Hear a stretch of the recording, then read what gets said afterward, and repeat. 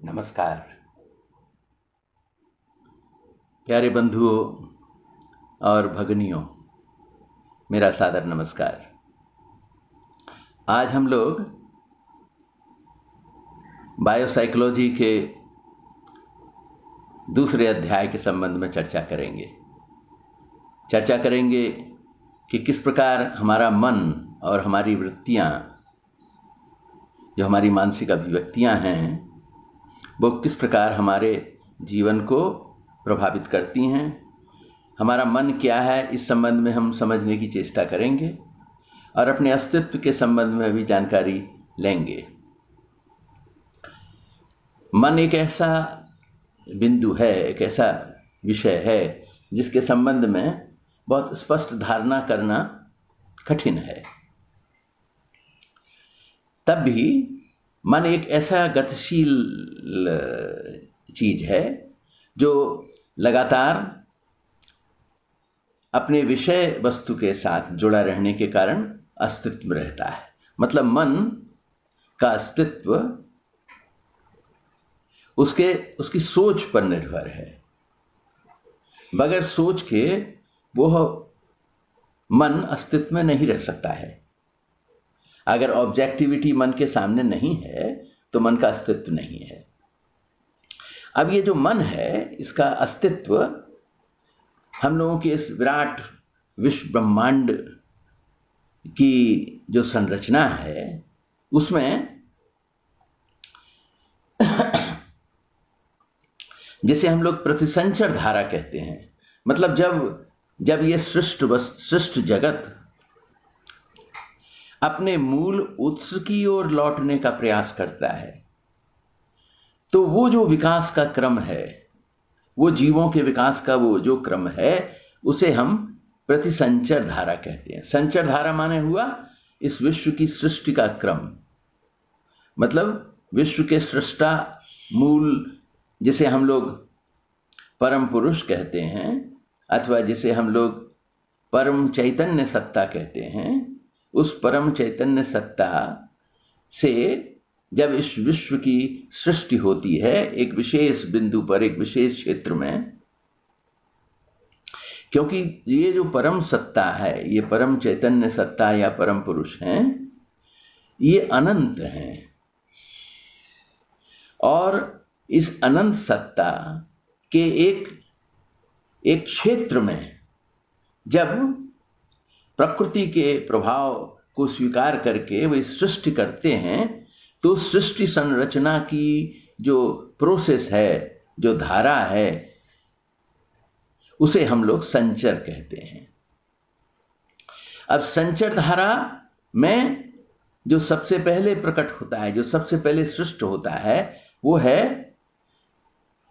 है I feeling.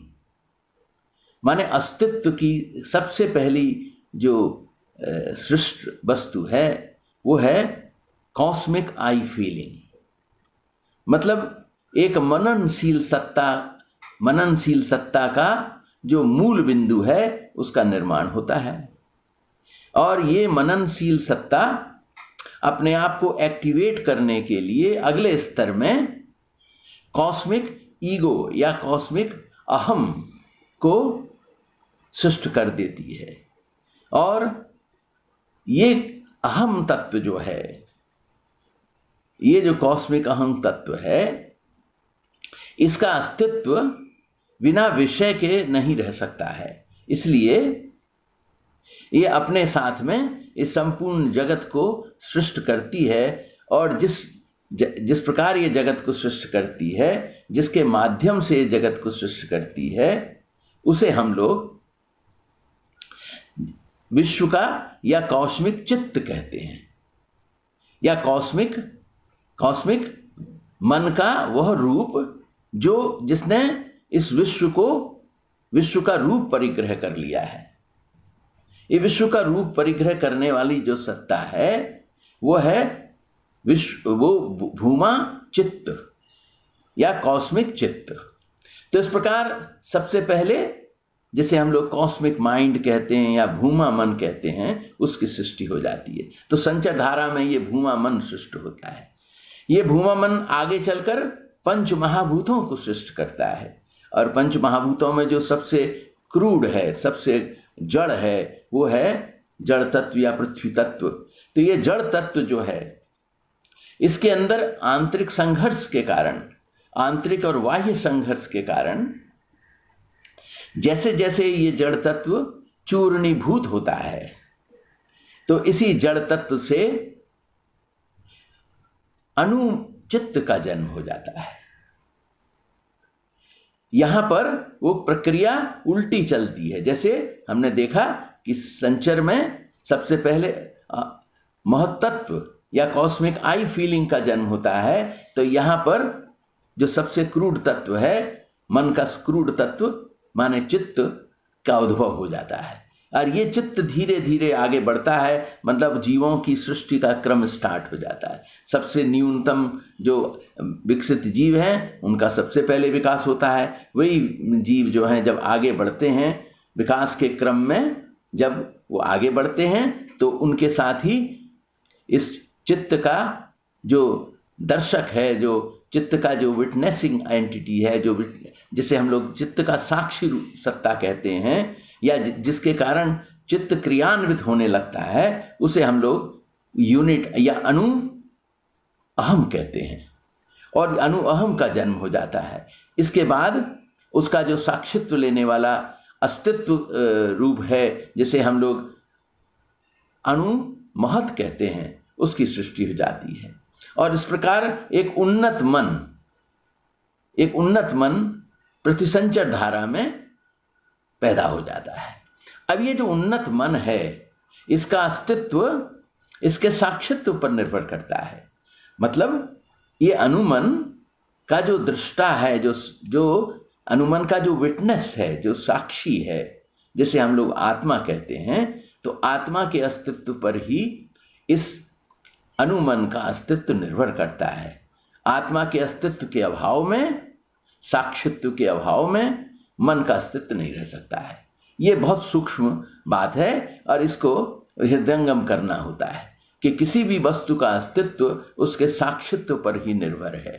साक्षित्व के अभाव में किसी वस्तु का अस्तित्व नहीं रह सकता है।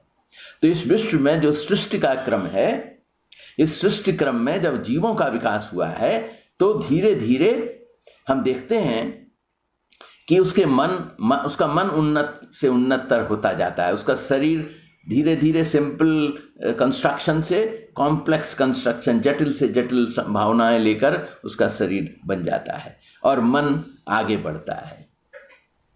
ये जो मन है, ह्यूमन माइंड है, उसमें ये ह्यूमन माइंड के लिए एक कॉम्प्लेक्स बॉडी की जरूरत है। तो इसलिए ह्यूमन माइंड के डेवलप हो जाने पर वो कॉम्प्लेक्स बॉडी भी आ जाती है, और वो कॉम्प्लेक्स बॉडी के अंदर ही इस माइंड का एक्सप्रेशन होता है। ये माइंड कैसे एक्सप्रेस करता है? माइंड को आगे बढ़ने का, मोशन का या मोमेंटम कहाँ से मिलता है? तो माइंड को मोमेंटम, मन को मोमेंटम मिलता है उसके संस्कार से। पूर्व कृत कर्मों का अभुक्त जो फल होता है, जिस कर्म के फल को हमने भोगा नहीं है, उस अभुक्त कर्म फल को हम लोग संस्कार कहते हैं। मतलब एक्शन, एक्शन हुआ तो उसका एक रिएक्शन होता है। तो जो रिएक्शन है उसका जो पोटेंशियल फॉर्म है, रिएक्शन इन इट्स पोटेंशियलिटी, ये हुआ संस्कार। और ये हमारे मन के साथ जुड़ा रहता है। हर व्यष्टि मन, मतलब इस ब्रह्मांड में जितने भी सृष्ट चीजें हैं, जो जीव हैं, सृष्ट जीव हैं, उनका अपना एक व्यक्तिगत मन है, और वो व्यक्तिगत मन अपने संस्कारों के अनुरूप आगे बढ़ने का मोमेंटम पाता है। अब जब मनुष्य का मन बन गया, तो मनुष्य का मन भी अपने संस्कारों के अनुरूप आगे बढ़ता है। मनुष्य का उद्भव जो है अनेक जीवों के धीरे धीरे उद्भव के बाद हुआ है, इसलिए मनुष्य उन सब मेमोरीज को अपने अंदर जुड़ाए रखता है। और ये जो मन के अंदर जो मेमोरीज हैं, जो उसके कृत कर्मों का फल है, जो अभुक्त है, जो भोगा नहीं गया है, वो संस्कार उसके मन में रहते हैं जब तक कि वो संस्कार भोग जाते हैं, तब ये जो मन है आगे बढ़ता है। अब हम लोग ह्यूमन बॉडी और पर्सनैलिटी को समझने की चेष्टा करते हैं कि हमारा जो ह्यूमन माइंड है और हमारा जो शरीर है, इसके साथ किस तरह का रिलेशनशिप है। हमारा जो मन है वो मुख्य रूप से हमारे शरीर के साथ अभिन्न रूप से जुड़ा हुआ है। जब तक हम जीवित हैं तो हमारे जीवन में 2-3 चीजों की महत्ता है। सबसे पहले तो ये कि एक स्वस्थ शरीर चाहिए, एक स्वस्थ मन चाहिए, और स्वस्थ शरीर और स्वस्थ मन के साथ चाहिए एक स्वस्थ प्राण वायु का संचार। अब हम लोग देखते हैं कि हम लोगों का जो शरीर है, हम लोगों का जो अस्तित्व है, वो ट्राइफेरियस है, 3 स्तर हैं उसके। हमारा जो अस्तित्व है उसका एक फिजिकल लेवल है जिसे हम लोग हमारा शरीर कहते हैं, शरीर का एक स्तर है। एक मानसिक स्तर है, मानसिक जिस मन से हम लोग सोचते हैं, याद रखते हैं और सारे क्रियाकलाप हम लोग करते हैं। उसके बाद इस मन की एक साक्षी सत्ता है जिसे हम लोग आत्मा कहते हैं। तो हमारा जो अस्तित्व है उसका एक फिजिकल, उसका एक मेंटल और एक स्पिरिचुअल अस्तित्व है। ये 3 स्तर पर हम लोग साइमल्टेनियसली रहते हैं। अभी हमारा जो शरीर है वो शरीर भी अनेक सेल्स का बना हुआ है और हर सेल का अपना एक मन होता है। हमारा शरीर जो है मुख्य रूप से प्रोटोजोइक एंड मेटाजोइक सेल्स का बना हुआ है। प्रोटोजोइक सेल्स जो हैं वो इंस्टिंक्चुअल हैं, पूरी तरह से उनके अंदर वो इंस्टिंक्ट से गाइड होते हैं। तो प्रोटोजोइक सेल भरे हुए हैं हमारे शरीर के अंदर, हमारी शरीर संरचना में। और ये जो इंस्टिंक्चुअल मन है ये एनिमलिस्टिक मन है। मन इनका जो है, जो इंस्टिंक्चुअल मन होता है वो है एनिमल माइंड। इसलिए अब ये जो जितने भी प्रोटोजोइक सेल हैं, हर सेल का अपना एक मन है। उस मन के कारण ही उस सेल के अंदर रिप्रोडक्शन होता है, उस सेल का नरिशमेंट होता है, उसका अस्तित्व रहता है, उसका एक जीवन का क्रम है। तो इस माइंड से ही वो संचालित होता है। तो प्रत्येक प्रोटोजोइक सेल का भी एक अपना छोटा मन है। और हमारी शरीर संरचना में जितने प्रोटोजोइक सेल हैं, अगर हम एक रिजल्टेंट फॉर्म देखें, उनका एक कलेक्टिव माइंड देखें, तो उनका एक कलेक्टिव माइंड का भी फॉर्म है। और ये कलेक्टिव माइंड सभी प्रोटोजोइक सेल्स को कलेक्टिवली कंट्रोल भी करता है। इंडिविजुअल माइंड सेल को कंट्रोल करता है और कलेक्टिव माइंड सबको कंट्रोल करता है। उसी तरह से इनसे अधिक उन्नत, जिसे हम लोग फिजिको साइकिक माइंड कहते हैं, वो है मेटाजोइक माइंड।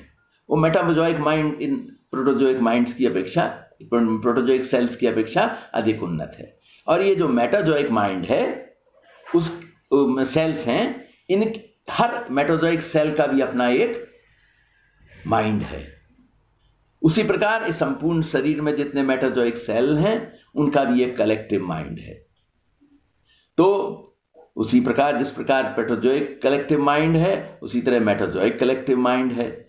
लेकिन हमारा अस्तित्व जो है वो केवल प्रोटोजोइक और कलेक्टिव प्रोटोजोइक एंड कलेक्टिव मेटाजोइक माइंड तक सीमित नहीं है। हमारा एक अपना इंडिविजुअल माइंड है जो विकास की प्रतिसंचर धारा में आज एक स्थिति में आया है, जो हमारे अस्तित्व के साथ जुड़ी हुई है। तो हमारे शरीर की जो संरचना है और हमारे मन की जो संरचना है, दोनों का जो वाइब्रेशन है, दोनों का जो वेवलेंथ है, उसमें एक तारतम्य, एक पैरेललिज्म आवश्यक होता है हमारे अस्तित्व रक्षा के लिए। यदि हमारे अस्तित्व की रक्षा होनी है, हमारा अस्तित्व सिद्ध होना है, तो ये जरूरी है कि हमारा इंडिविजुअल माइंड का वाइब्रेशन और हमारे शरीर में जो हमारे प्रोटोजोइक और मेटाजोइक माइंड सेल्स हैं, उनकी संरचना या उनके जो वाइब्रेशंस हैं, उनके कलेक्टिव माइंड्स के जो वाइब्रेशंस हैं, वो हमारे इंडिविजुअल माइंड के वाइब्रेशन के साथ तादाद में रखें। ये तादाद में ही हमारे अस्तित्व की कुंजी है, इसके बगैर हमारा अस्तित्व नहीं रह सकता है। ठीक, अच्छा, तो अभी हमारा शरीर जो हमने देखा है, हमारा जो मन है वो एक इज ए कलेक्टिव माइंड, और ये हर जो रूप है, मतलब हमारे कलेक्टिव प्रोटोजोइक माइंड, कलेक्टिव मेटाजोइक माइंड और इंडिविजुअल माइंड, ये आपस में इंटरेक्ट करते हैं, एक दूसरे को प्रभावित करते हैं, एक दूसरे को, हमारी शरीर संरचना में इनका सहयोग है। अब हमारे शरीर की जो सारी संस्थान है, अब इसमें हम देखते हैं ये मन जो हमारा है, इस मन की सबसे बड़ी क्या प्रोसेस है, इस मन कैसे अस्तित्व में रहता है। तो मन का अस्तित्व जो है दो कारण से रहता है। एक कि लगातार सोचता है और स्मरण रखता है। इसकी दो प्रधान क्रियाएं हैं कि मन चिंतन करता है और मन स्मरण करता है। तो ये चिंतन की जो धारा है, ये चिंतन की धारा के हमारे जीवन में दो स्तर होते हैं। वो दो स्तर क्या हैं? वो दो स्तर हैं जिसे हम लोग मानसिक और आध्यात्मिक कहते हैं। हमारे मन के दो स्तर हैं, एक मानसिक स्तर है और एक आध्यात्मिक स्तर है। क्योंकि अब हमने पहले भी देखा है कि हमारा जो शरीर है उसकी संरचना और उसके अस्तित्व की जो आवश्यकताएं हैं वो और मन की आवश्यकताओं में भेद है। तो हमारा जो मन है उसकी जो मानसिक आवश्यकताएं हैं, मानसिक स्तर पर जो उसका प्रतिफलन है अथवा जो एक्सप्रेशन है उसका मानसिक स्तर पर, वो मानसिक स्तर पर उसका प्रतिफलन कैसे होता है, जिसे हम कहते हैं परोक्ष बोध। मन जो है अपना इंद्रियों के माध्यम से ज्ञान अर्जित करता है। अब हमारे शरीर में मुख्य रूप से 5 ज्ञानेंद्रियां हैं, 5 कर्मेंद्रियां हैं। उसके अलावा हमारे शरीर संरचना में हमारे प्राणवायु का संचार है।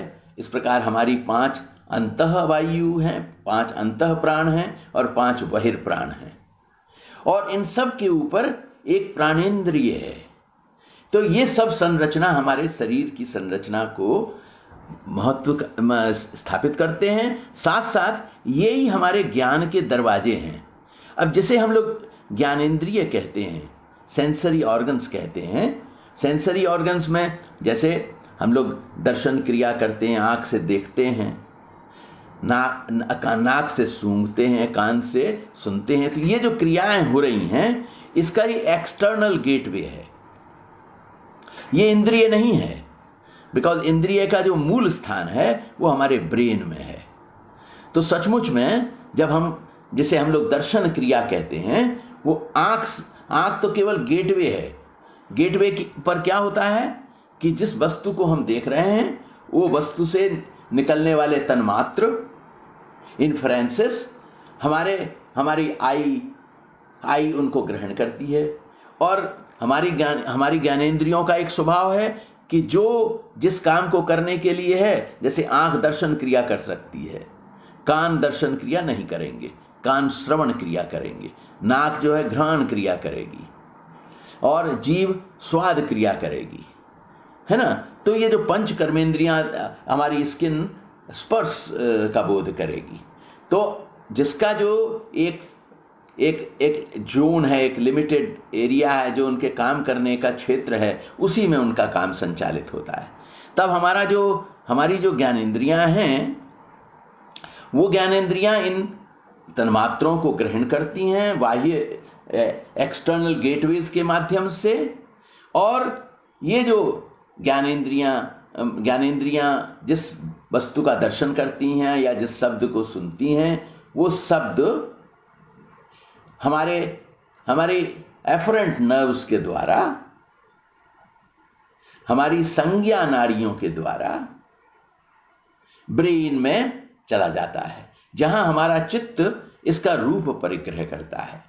वही शब्द बन जाता है साउंड के फॉर्म में, वही दर्शन क्रिया का रूप बन जाता है दर्शन क्रिया के रूप लिए, वही घ्राण को अपने चित्त में ग्रहण कर लेता है, रूप बना लेता है, वही स्वाद भी ग्रहण करता है, वही स्पर्श अनुभव करता है। अच्छा, अब ये जो क्रिया हो रही है हमारे इंद्रियों के माध्यम से, ये इंद्रियों की क्रिया अब को हम और आगे समझने की चेष्टा करते हैं। ये जो परसेप्शन है, ये जो हमारा दर्शन क्रिया या हम जिसे देखने की क्रिया को कहते हैं, अथवा जिसे हम लोग अनुभूति की क्रिया कहते हैं, ये अनुभूति की क्रिया दो भागों में विभाजित होती है। एक है जो हमारी इंद्रियों के द्वारा डायरेक्टली हमारे मन में, हमारे चित्त में को प्रभावित कर हमें दर्शन करा देती है, स्वाद दिला देती है। तो ये हुआ इंद्रियों के माध्यम से होने वाली क्रिया। इसके पैरेलल हमारे संस्कारों के माध्यम से, हमारे संस्कारों से पैदा होने वाला जो बोध है, ये क्या है? एक्वायर्ड बोध है, जो हमारे मन के साथ जुड़ा हुआ, अभिन्न रूप से जुड़ा हुआ है। पूर्व जन्मों के कर्मों का, अभुक्त कर्मों का फल जो है, संस्कार जो है, हमारे मन के साथ अभिन्न रूप से जुड़ा हुआ है, और वो भी हमारे मन को गति देता है। तो दो प्रकार की पैरेलल गतियां हमारे जीवन में चलती हैं। और तो ये जो ज्ञान का जो क्षेत्र है, जो हमारे मन का जो क्षेत्र है, मन को की समझ का जो क्षेत्र है, वो एक रूप में इंद्रियों पर आश्रित है और दूसरे भाग में संस्कारों पर आश्रित है। अब ये जो इंद्रियों के ऊपर जो आश्रित चीजें हैं, इंद्रियों से जो हमें प्राप्त होता है, वो भी दो प्रकार का होता है। एक डायरेक्टली इंद्रियों से प्राप्त हो रहा है, मतलब एक हम आंख से देख रहे हैं, कान से सुन रहे हैं, नाक से सूंघ रहे हैं, स्वाद ले रहे हैं, त्वचा से अनुभव कर रहे हैं। और दूसरा होता है जो इनडायरेक्टली हमारे को प्राप्त होता है। इनडायरेक्ट का क्या मतलब है कि हमने ऑलरेडी पहले कभी किसी चीज को अनुभव किया है, उसी को हम लोग फिर नए तरीके से देखने लगते हैं, तो वो इनडायरेक्ट हो जाता है। तब हमारे क्योंकि उसका रूप, जिस चीज को हमने ऑलरेडी देख लिया है, अनुभव कर लिया है, उसका इम्प्रिंट हमारे नर्व्स पर, हमारे नर्व सेल्स पर रह जाता है, हमारे ब्रेन में वो रिकॉर्ड हो जाता है। वो इम्प्रिंट जो है जब हम रिक्रिएट करते हैं तो वो हो जाता है फिर से इनडायरेक्ट ज्ञान।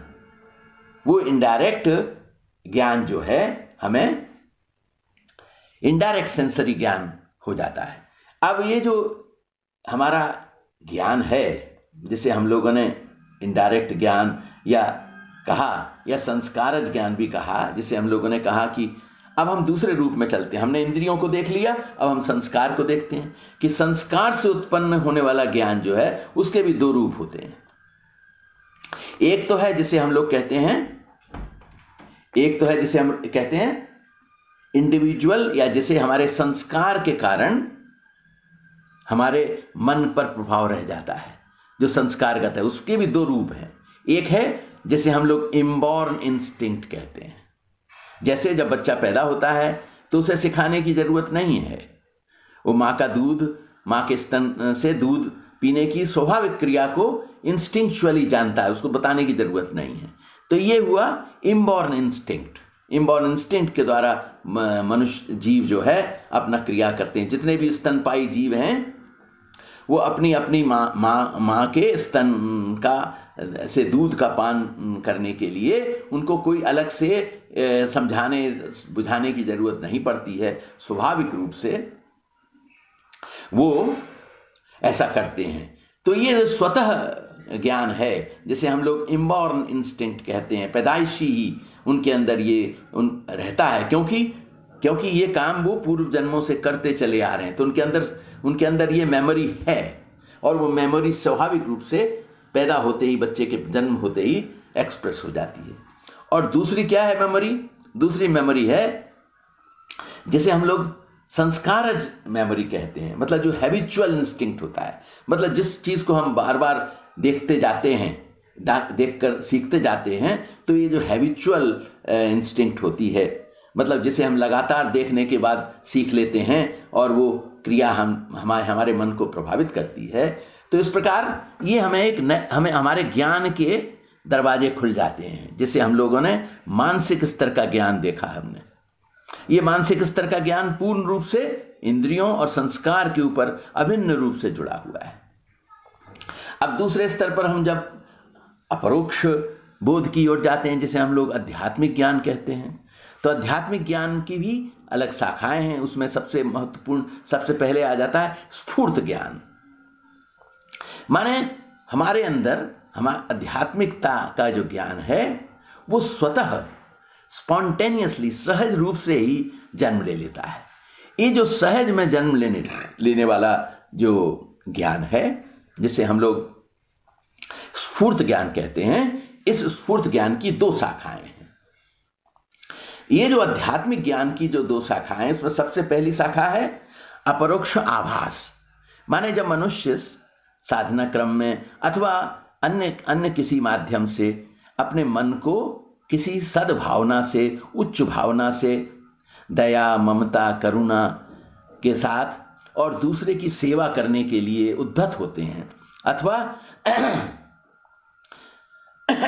जब अपनी साक्षी सत्व को जानने के प्रयास में लग जाते हैं, तो ये जो साक्षी सत्ता को जानने के प्रयास में लग जाने पर जब उनका मन स्थिर हो जाता है, एक बिंदु पर केंद्रित हो जाता है, तो ऐसी अवस्था में, ऐसी मानसिक स्थिति में जब मन ध्यानस्थ हो गया, थोड़े समय के लिए ध्यानस्थ हो गया, तो उसमें जो ज्ञान उन्हें प्राप्त होता है, उसमें जो ज्ञान प्राप्त होता है, वो ज्ञान प्राप्त होता है जब उनका मन जो है, उनका जो स्थूल मन है और सूक्ष्म मन,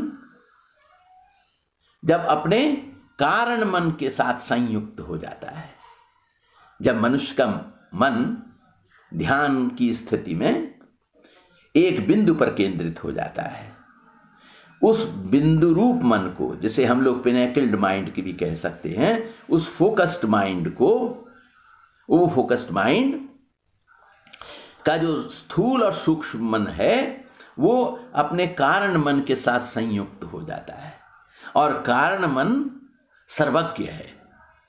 तो ऐसी स्थिति में जो ज्ञान प्राप्त होता है, उसे हम लोग अपरोक्षाभास कहते हैं। अब आगे चल के दूसरे स्तर पर जब व्यक्ति विशेष या साधक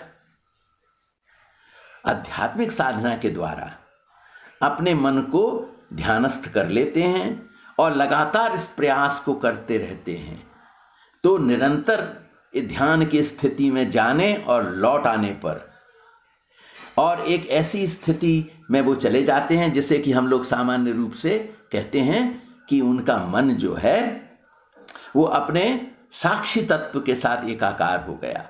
मतलब वहां पर उनका जो स्थूल, सूक्ष्म और कारण मन है, वो तीनों अपने तत्व, अपने साक्षी तत्व के साथ एकाकार हो जाता है। तो ऐसी समय में जो अनुभूति होती है, उसे हम लोग अपरोक्षानुभूति कहते हैं। ये जो आनंद की अनुभूति, अपरोक्षानुभूति है, इस स्थिति में साधक अनुभव करते हैं कि वे इस विश्व ब्रह्मांड के साथ एक हो गए हैं। वो अनुभव करते हैं कि उनका मन जो है आनंद से लवरेज हो गया है, आनंद से भर गया है। ये जो स्थिति है, जिसे हम लोगों ने अपरोक्षानुभूति कहा, ये स्थिति साधना क्रम में ही प्राप्त होती है। तो हमारा मन, लेकिन हमारे मन का इसमें दोनों ही स्तर पर, चाहे वो परोक्ष ज्ञान को प्राप्त करने का स्तर हो या अपरोक्ष ज्ञान को प्राप्त करने का स्तर हो, दोनों ही स्तरों पर हमारा मन इनके माध्यम से ज्ञान प्राप्त करता है। तो ये जो ज्ञान प्राप्त करने का जो हमारा मन का क्रियाकलाप है, ये जो ज्ञान प्राप्त करने का हमारा क्रियाकलाप है, ये लगातार इसी तरह से संचालित होता रहता है। अब हम लोग देखते हैं कि हम लोगों का जो मन है, उसके मुख्य रूप से 3 पार्ट, इसे साइकोलॉजी में जिसे कॉन्शियस, सबकॉन्शियस, अनकॉन्शियस कहते हैं, और जिसे हम लोग आध्यात्मिक दृष्टि से स्थूल मन या सूक्ष्म मन और तीसरा कारण मन कहते हैं। तो स्थूल, सूक्ष्म और कारण मन या कॉन्शियस, सबकॉन्शियस या अनकॉन्शियस माइंड की ये जो तीन विभाजित रेखाएं हैं, इनके संबंध में थोड़ा समझने की चेष्टा करते हैं कि हमारा जो कॉन्शियस माइंड है, चेतन मन है, ये चेतन मन इस विश्व के साथ संयुक्त रहता है। चेतन मन का ही अर्थ है कि इस जड़ जगत के साथ, इस सृष्टि जगत के साथ जो संयुक्ति है वही चेतन मन है, वही हमारा कॉन्शियस माइंड है, वही हमारा स्थूल मन है। और जब हम थिंकिंग प्रोसेस में, रिप्रोडक्शन की प्रोसेस में चले जाते हैं, जैसे कि हम लोग नॉर्मली ड्रीम की बात करते हैं या सूक्ष्म भावना में जब हम चले जाते हैं, तो जिस मन की एक्टिविटी होती है मुख्य रूप से स्मृति के क्षेत्र में, वो है सबकॉन्शियस एक्टिविटी या सूक्ष्म मन की एक्टिविटी। ये हमारे ड्रीम के साथ जुड़ी हुई है, हमारे स्वप्न के साथ जुड़ी हुई है। और कारण मन क्या है? कारण मन वो मन है जो हमारे जीवन के अंत होने पर भी हमारे साथ रहता है। हमारा जो स्थूल और सूक्ष्म मन है, मन हमारे जीव की मृत्यु के साथ उसका भी अंत हो जाता है। और केवल कारण मन जो है वो सभी मेमोरीज को, सभी प्रकार के संस्कारों को अपने साथ संयुक्त रखकर फिर इनफाइनाइट स्पेस में अगले अपने संस्कार को अभिव्यक्त करने के लिए अगले शरीर की प्रतीक्षा में चला जाता है, जब तक कि प्रकृति अपनी व्यवस्था के अनुरूप उसे उसके अनुरूप नया शरीर नहीं दे देती है जहां से उसके संस्कारों की अभिव्यक्ति हो सके, तब तक वो इसी प्रकार इस विश्व ब्रह्मांड में रहता है। अब ये जो हमारा कारण मन है, ये हमारा कारण मन जो है वो सभी चीजों का समाविष्ट रूप है। लेकिन ये कारण मन इतना सूक्ष्म है कि जब इसकी स्थिति जो है अपने साक्षी तत्व माने आत्मा के साथ जब हो जाती है, जब ये आत्मा के साथ संयुक्त हो जाता है, तो ये सर्वज्ञ हो जाता है, क्योंकि आत्मा सर्वज्ञ है। क्योंकि हमारी आत्मा जो हमारे मन का साक्षित्व करती है, उसमें फंडामेंटली कोई डिफरेंस नहीं है परमात्मा के साथ। मतलब हमारी आत्मा और परमात्मा मूल रूप से एक ही है। और वही जो परमात्मा है, या जिसे हम सुप्रीम कॉन्शियसनेस कहते हैं, परम चैतन्य सत्ता जो है, उसका जो रिफ्लेक्शन हमारे माइंड पर पड़ता है, उसे ही हम लोग अपनी जीवात्मा कहते हैं। तो वो रिफ्लेक्शन जब हमारे मन पर स्पष्ट दिखाई देने लगता है, वो कब दिखाई देता है? जब हमारे संस्कार धीरे धीरे शेष होने लगते हैं, जब हमारे संस्कार पूरे भोग लिए जाते हैं। तो ये संस्कारों के कारण ही हमारे मन की सारी गतिविधि है। इस संस्कार के कारण ही इसको ड्राइविंग फोर्स मिलता है। जो मोमेंटम हम मन में देखते हैं, जो हर आदमी का अपने मन का जो मोमेंटम है, जो उसका ड्राइविंग फोर्स है, वो उसके संस्कारों पर निर्भरशील है। इसलिए हर आदमी यूनिक है, डिफरेंट है। तो हर आदमी अपने इस संस्कार के अनुरूप अपने जीवन को संचालित करता है। और अब ये जो मन है हमारा, अब हम इसको हमने देख लिया कि ये संस्कारों पर निर्भरशील है। और संस्कारों पर निर्भरशील मन हमारा जो है अपने आप को अभिव्यक्त कैसे करता है? अपनी वृत्तियों के माध्यम से। अपनी वृत्तियों के माध्यम से ये मन खुद को अभिव्यक्त करता है। तो यहां पर वृत्तियां क्या हैं?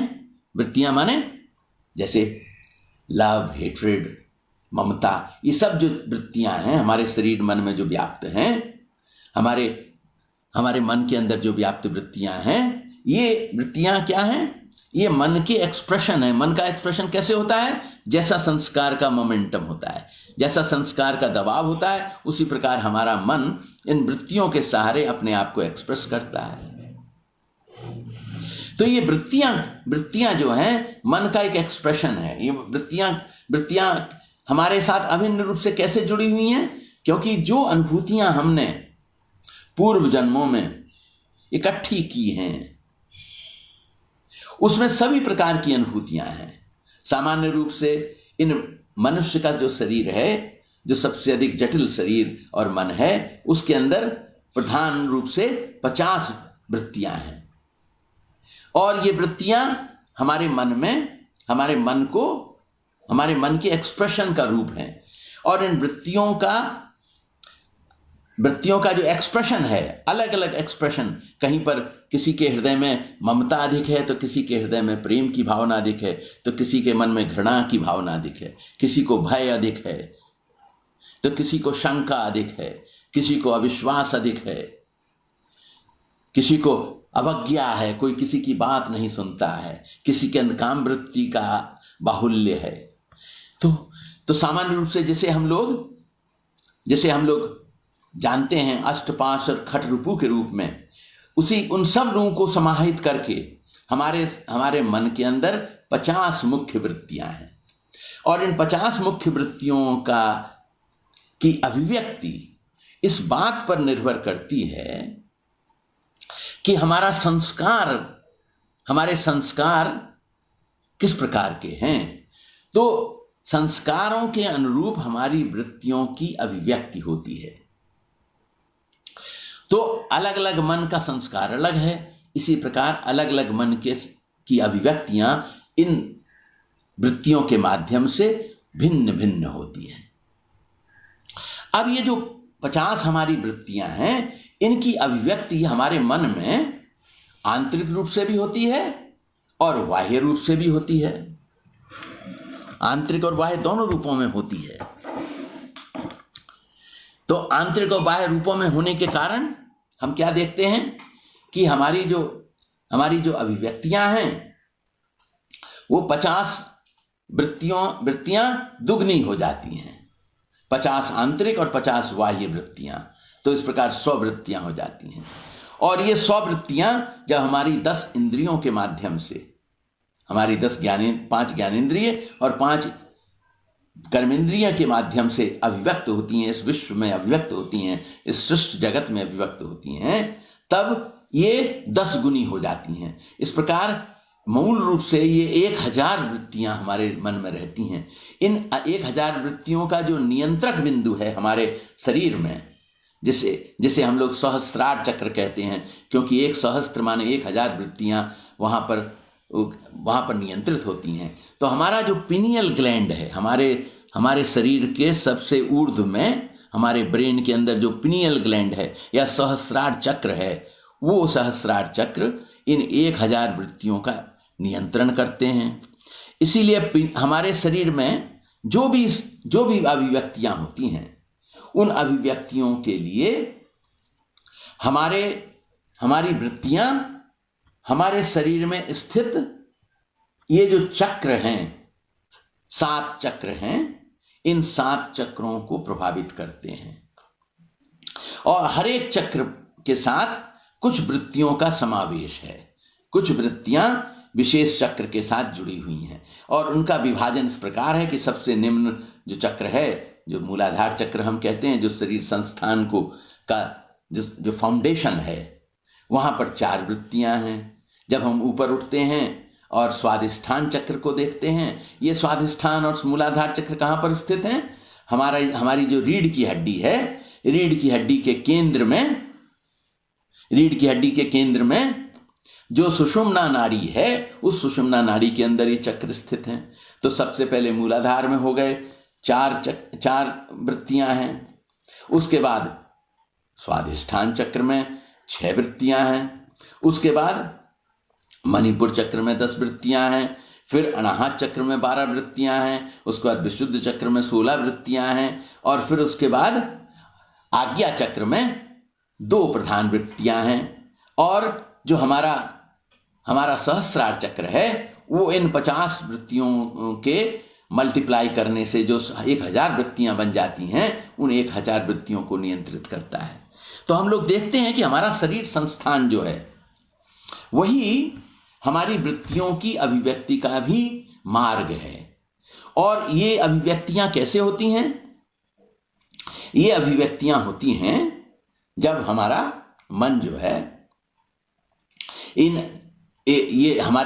जब हमारी वृत्तियां हमारे चक्रों को प्रभावित करती हैं। और जब हमारे चक्रों को, हमारी वृत्तियां जो कि हमारे संस्कार के मोमेंटम से प्रोपेल होती हैं, आगे बढ़ती हैं, जिनको गति मिलती है हमारे संस्कार से, और ये जाकर हमारे चक्रों को पर आघात करती हैं, और चक्रों पर आघात करने से हमारी जो अभिव्यक्ति की, हमारे ये वृत्तियों की अभिव्यक्ति एक विशेष लालसा, एक विशेष आकांक्षा, एक विशेष चाहत के रूप में होने लगती है। इन चक्रों पर जब इन वृत्तियों का आघात होता है, तब हमारे चक्र उन वृत्ति विशेष को एक लालसा के रूप में, एक आकांक्षा के रूप में, एक चाहत के रूप में अभिव्यक्त करते हैं। और ये अभिव्यक्ति, जो ये चाहत की अभिव्यक्ति होती है, ये चाहत की अभिव्यक्ति हमें हमारे ग्लैंड्स को प्रभावित कर देती है। ये चाहत हमारे ग्लैंड्स को प्रभावित किस प्रकार करती है कि ग्लैंड्स से जो हार्मोनल सीक्रेशन होता है, जो रस श्राव होता है, हार्मोनल सीक्रेशन होता है, उस हार्मोनल सीक्रेशन को प्रभावित करती हैं। जैसे कि मान लीजिए किसी के मन में भय की वृत्ति का प्राबल्य है, तो भय की वृत्ति के प्राबल्य के कारण उसके मणिपुर चक्र में जो ग्रंथियां हैं, जैसे एड्रिनल ग्लैंड है, उस एड्रिनल ग्लैंड के सीक्रेशन को, हार्मोनल सीक्रेशन को बढ़ा देती हैं, तब भय बढ़ जाता है।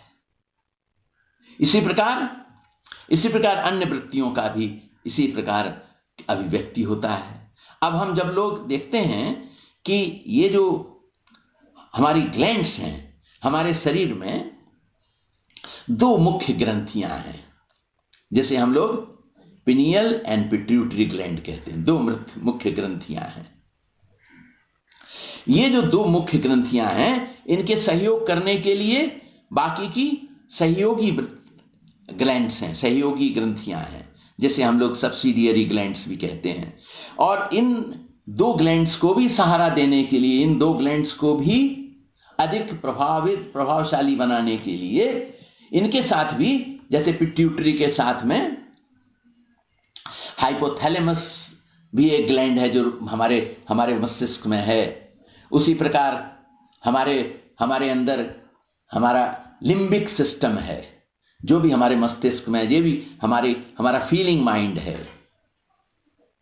हमारे मन में जो एक फीलिंग का जो अभिव्यक्ति है, वो लिम्बिक सिस्टम से होती है।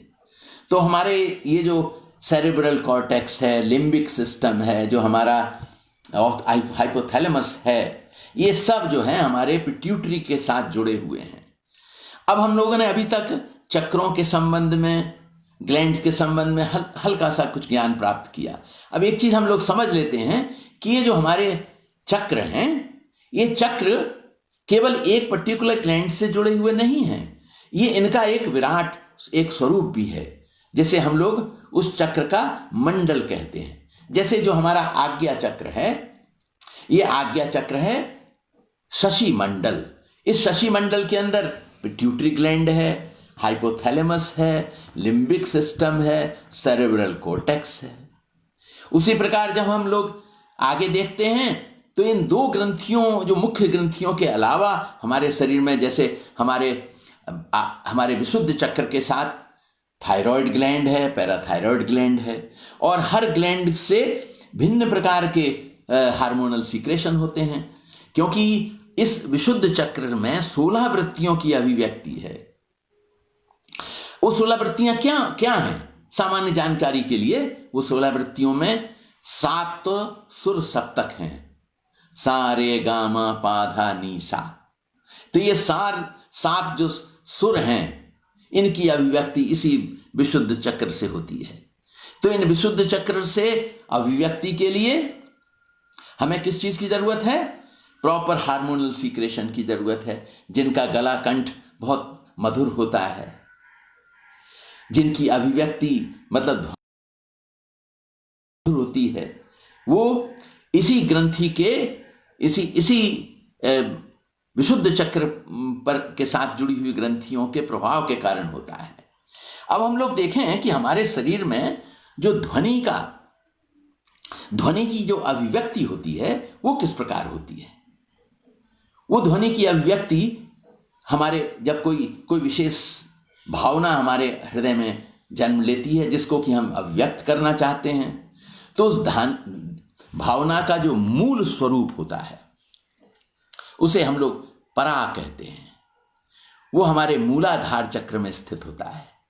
मूलाधार चक्र में हमारी भावना का मूल रूप जो है, मौलिक रूप जो है, वो स्थित रहता है। जब वो भावना प्रकटीकरण की ओर बढ़ती है, प्रकट होना चाहती है, अभिव्यक्त होना चाहती है, तब वो आगे बढ़ती है। तब ये भावना एक पश्यंती का रूप ले लेती है। तो ये हमारे स्वाधिष्ठान चक्र पर आकर अब ये भावना क्या है, हमारा मन उसका दर्शन करने लगता है, उसका पश्यंती रूप हो गया, वो दिखाई देने लगती है भावना। अब ये पश्यंती जो रूप है हमारे अनाहत चक्र में आकर मध्यमा का रूप ले लेता है। मतलब अब वो रेडी है कि वो नृत्य करने वाला है, या शाब्दिक अर्थ है, या गीत गाने वाला है, या कविता पाठ करने वाला है, या किसी संभाषण करने वाला है। तो वो जो रूप है मध्यमा का रूप, वो उसके अनाहत चक्र पर आकर अभिव्यक्त हो जाता है। अब इस अनाहत चक्र और विशुद्ध चक्र के बीच में जो भावना है, ये जो हमारा मूल भावना है, वो द्योतमाना हो जाती है, मतलब प्रकाशित हो जाती है। अब हमारा मन देखने लगा है कि उसका स्वरूप क्या है, वो क्या करना चाहती है, कैसे अभिव्यक्ति का रूप लेना चाहती है, संभाषण के माध्यम से, या नृत्य के माध्यम से, या गीत के माध्यम से। और ये जो विशुद्ध चक्र है, इस पर आकर वो द्योतमाना शक्ति जो है आगे चलकर बेखरी शक्ति के साथ मिल जाती है। मतलब अब वो अभिव्यक्त होना चाहती है। तो अभिव्यक्ति के लिए यदि उसे शब्द चाहिए, तो एक भाषा का जो उसके लिए सहज रूप से है, जानकारी है जिस भाषा की, उस भाषा के माध्यम से बेखरी के साथ संयुक्त होने पर बेखरी में वो भावना शब्दों के साथ संयुक्त हो जाती है। और ये जो बेखरी में उसको शब्द मिल गया, वो शब्द की ध्वनात्मक अभिव्यक्ति के लिए उसे आकाश तत्व की जरूरत पड़ती है, क्योंकि आकाश तत्व में ही, स्पेस में ही, ईथर में ही ध्वन्यात्मक अभिव्यक्ति का वाहन बन सकता है। हमारा ईथर, हमारा आकाश तत्व ही हमारी भावना को, हमारे ध्वनात्मक ध्वनि को अभिव्यक्त करने का वाहन बन जाता है। और वो जब हमारे कान में आकर पड़ती है, श्रोताओं के कान में आकर पड़ती है, तो वो श्रुति गोचरा हो जाती है। उसी वाहन पर चलकर वही शब्द, वही भावना अभिव्यक्त होकर श्रुति गोचरा हो जाती है, मतलब हमारे कान में पड़ जाती है, हमारे आंख के में दर्शन के रूप में आ जाती है। तो इस प्रकार हमारी भावना की ध्वनात्मक अभिव्यक्ति होती है। अब ये जो ध्वनात्मक अभिव्यक्ति की 7 सुर हैं, जो मूल रूप से हमारे कंठ में, यानी हमारे विशुद्ध चक्र में रहते हैं, ये जो 7 वृत्तियां हैं, लेकिन यहां 16 वृत्तियां हैं। तो इसके बाद क्या है, इसमें और वृत्तियां भी जुड़ी हुई हैं, जैसे ओम, हूम, फट, बौसठ, बसठ, और फिर है इसमें विष, अमृत। तो इसमें इस प्रकार हम लोग देखते हैं कि 16 रूपों में अलग अलग वृत्तियों का अभिप्रकाश होता है। और आगे चलकर यही जो वृत्तियां हैं, जब आगे बढ़कर हम लोग पिट्यूटरी ग्लैंड पर आते हैं, तो पिट्यूटरी ग्लैंड माने हमारे आज्ञा चक्र में या हमारे शशि मंडल में। इस शशि मंडल में क्या होता है, इस शशि मंडल में हमारी 2 वृत्तियां हैं, जिसे हम लोग संकल्पात्मक और विकल्पात्मक वृत्ति कहते हैं, जिसे हम लोग परा और अपरा वृत्ति कहते हैं। अब ये जो अपरा वृत्ति है, ये है विकल्पात्मक वृत्ति, जो माने विकल्प खोजती है, एनालाइज करती है, और एनालिसिस होती है इस दुनिया के साथ। तो इस सृष्टि जगत के साथ संपर्क में जो भी ज्ञान हम लोग विस्तारित करते हैं, ज्ञान छोड़ते हैं, अनुभव करते हैं, जानते हैं मन के माध्यम से, तो वो जो विकल्पात्मक अभिव्यक्तियां हैं, इस विश्व के साथ जुड़ी हुई जो एनालिटिकल फॉर्म्स हैं, ये एनालिटिकल फॉर्म बहुत से होते हैं। उसी के माध्यम से नए नए विचारों की अभिव्यक्ति होती है, नई नई भावनाओं की अभिव्यक्ति होती है। उसी के माध्यम से होता है नया नया इन्वेंशन, नई नई डिस्कवरियां, इन्हीं विकल्पात्मक। लेकिन इस विकल्पात्मक में एक बात हमें देखनी होती है, इस विकल्पात्मक में इसमें पॉजिटिविटी भी होती है, मतलब कल्याणवाह भी होती हैं वो, और पापवाह भी होती हैं। उनके अंदर दोनों रूप होते हैं। ये जो विकल्पात्मक वृत्ति है, इसके अंदर कल्याण धर्मी भावनाओं की भी अभिव्यक्ति होती है। तो साथ साथ इसमें जिसे हम लोग कहते हैं ऋणात्मक वृत्तियां, या जो एनालिटिकल हैं, जो पापवाह वृत्तियां हैं, उनकी अभिव्यक्ति हो जाती है। तो इस प्रकार हम लोग देखते हैं कि ये जो हमारा पिट्यूटरी ग्लैंड है या आज्ञा चक्र है, उसमें एक रूप उसका है जिसे हम लोग विकल्पात्मक कहते हैं, और दूसरा है परा, जो हमें चैतन्य सत्ता की ओर ले जाता है। और चैतन्य सत्ता की ओर ले जाने के कारण वो हमारे अस्तित्व को आनंद से भर देता है। कल्याणवाह है जो चैतन्य सत्ता की ओर ले जाने वाली परावृत्ति है, वो केवल हमारे जीवन में आनंद ही भरती है, वो सबका कल्याण करती है। जो भी हमारे उसके संपर्क में आता है, उसके जीवन को वो धन्य धन्य कर देती है। तो इस प्रकार हम लोग देखते हैं कि नीचे से चले आने वाली वृत्तियां, जो निम्न 3 चक्र हैं, मूलाधार, स्वादिष्ठान और मणिपुर चक्र, इन 3 चक्रों के अंदर में जो वृत्तियां हैं, ये 3 चक्रों की वृत्तियां मुख्य रूप से ऋणात्मक वृत्तियां हैं। और जो ऊपर के चक्र हैं, अनाहत के और उसके ऊपर के चक्र, उसमें अधिकतर धीरे धीरे धनात्मक कल्याण धर्मी वृत्तियों का समावेश है। तो हमारी वृत्तियों के कारण ही हमारे मन पर सब प्रभाव होता है, हमारे जीवन को भी वो प्रभावित करती हैं, क्योंकि मन जिस प्रकार से सोचता है, उसी प्रकार हमारे शरीर पर भी उसका प्रभाव पड़ता है। ये बात आज हमारा जो मेडिकल साइंस है वो स्वीकार करता है कि मन की सोच से ही शरीर पर प्रभाव पड़ता है। पहले हम लोग इसको साइकोसोमेटिक रूप में जानते थे कि जो मन में स्ट्रेस है तो शरीर में बीमारी हो जाती है। लेकिन अब धीरे धीरे हम देख रहे हैं कि जीवन में जो भी बीमारियां होती हैं, उन सब के पीछे मन का प्रभाव अनिवार्य रूप से रहता है। तो इस मन के प्रभाव के कारण ही आप बात मत कीजिए, मैं कहीं बात कर रहा हूं बाहर में, आप मैडम से बात कर लीजिए। हाँ, तो हम लोग देखते हैं कि ये जो हमारी अभिव्यक्तियां हैं, ये अभिव्यक्तियों का सारा संचार लगातार हमारे शरीर की रचना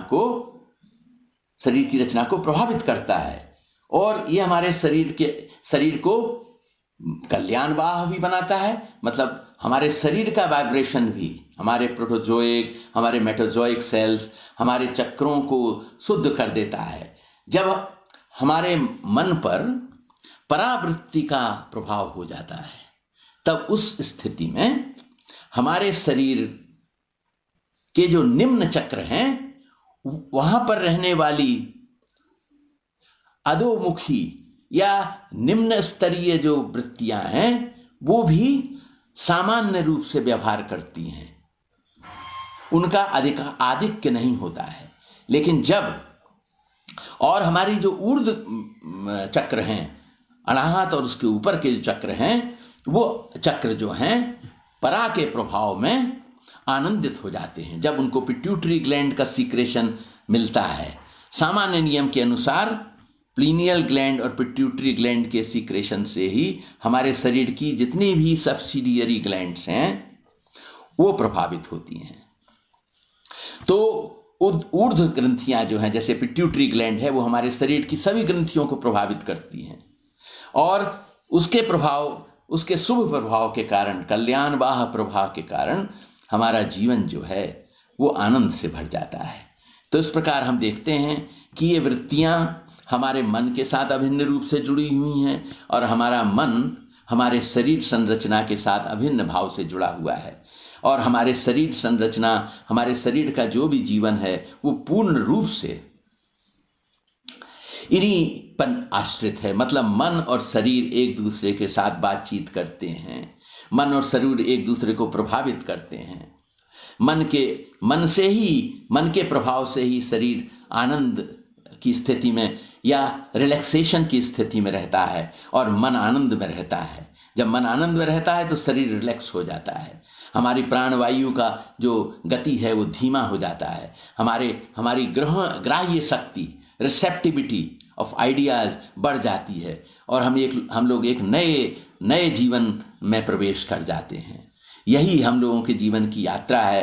अंततः हम लोगों को समझना होगा कि अपने जीवन में हमें पराविद्या को, परावृत्ति को बढ़ाना होगा। ये परावृत्ति ही हमें अंततः अपने जीवन के लक्ष्य परम चैतन्य के साथ एक करा देगी। और यही इसीलिए इस दुनिया में हम लोग आए हैं। इस दुनिया में आने का एकमात्र ध्येय, एकमात्र उद्देश्य यही है कि हम लोग अपने परावृत्ति का आश्रय लेकर परम चैतन्य सत्ता के साथ एक होकर अपने जीवन को सार्थक बना लें। नमस्कार।